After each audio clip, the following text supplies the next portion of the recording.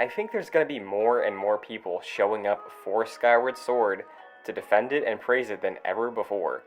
And it's because of this stupid timeline.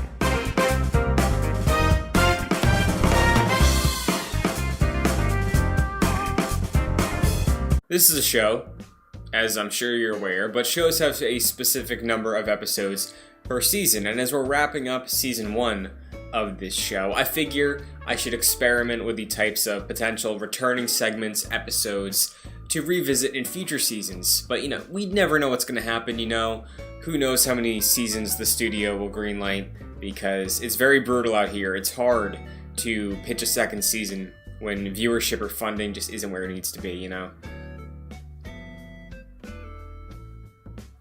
And because of that, we're starting off an idea I've had for a long time, but never knew quite how to go about making this a reality. But now, I call the shots. I'm Mr. Manager. Alphabet Games. Maybe the Alphabet Games. Ideally, by the end, we'll have 26 games that I feel are better than their peers based off of specifically title alone. We don't know what pace will go, but we're going to have a fun time. So today, without further ado, we will start with the illustrious A.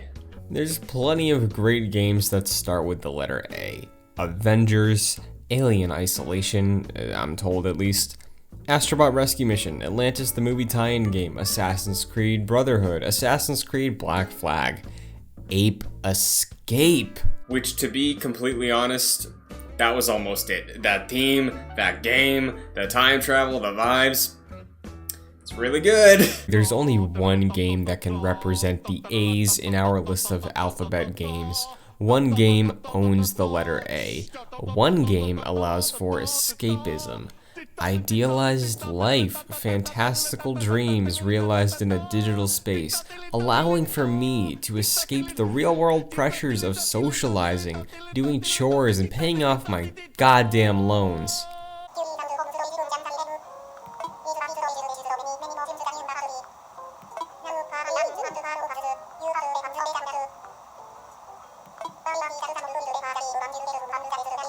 Animal Crossing.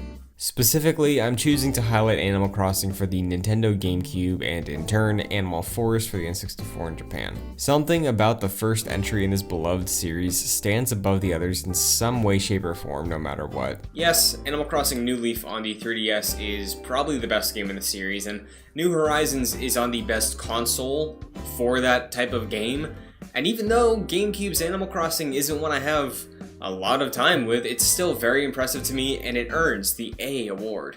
The original Animal Crossing is meditative. It has the benefit of creating an idealized world that has rules, and you as the player, as a person, gets the pleasure to escape to time. Your villagers have a wide array of personalities. Some want to be friends, some are shy and slow to open up, some unabashedly hate you, but you all have times when you go to sleep. You'll find them out for a stroll, make sudden plans, and then let them down when you forget to show up. New Leaf was the first game I put significant time into in the Animal Crossing series, and New Horizons, by the end of my Switch's life, will be probably still the highest played single game.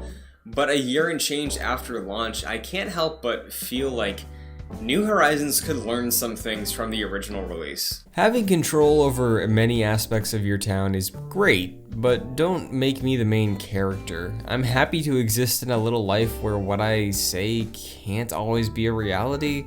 It makes things more engaging when I have to share my virtual space with others, and they push back or don't bend to my every will. And while we're at it, some of our villagers should be a little mean. And when I say mean, I don't mean Pokemon fans that want their rival to grab them by the throat, choke them as they look into their lifeless eyes, and spit in their face. No, not that much, but like, I'm okay if one of my villagers doesn't like me. I'll learn why they don't like me, but that's fine. Animal Crossing clearly doesn't need to listen to me, as it's probably going to become the best-selling game on the Switch, and I truly do love it, but much like other fans of the series, I see potential for what could come next, and I'm surely not alone in being fully down to cough up another 20 or 30 bucks, don't tell Nintendo, for a significant expansion bringing in older staples of the series. I wasn't one of those GameCube Animal Crossing's the best because you can play Zelda 1 on it, but Nintendo, if you put a Game Boy in New Horizons and let me play some stuff like Tetris or Link's Awakening, I would enjoy it. But for the time, Animal Crossing is truly an impressive title. I respect when a game sets out to do something that not many others are doing at the time, and achieving that idea so strongly out the gate with the original Animal Crossing makes it a series I've always appreciated. The relaxing and wholesome genre of gaming probably started here, and we've seen its influence from Stardew Valley to the upcoming Bear and Breakfast, a wholesome Direct, a wholesome game company, and a host of other games like this. So Animal Crossing, congratulations, you have earned the first and only award in the Alphabet Games for the best and brightest A game. Let's hear it for Animal Crossing, you know? What a great game, what an easy way to start up a morning or end a day, whether you're alone or with friends. And it feels right that this game that is so focused on letting you relax and escape your chores earns its way in after all this stuff we've been through. So hopefully by the time we get to B, maybe the game will have more stuff to do.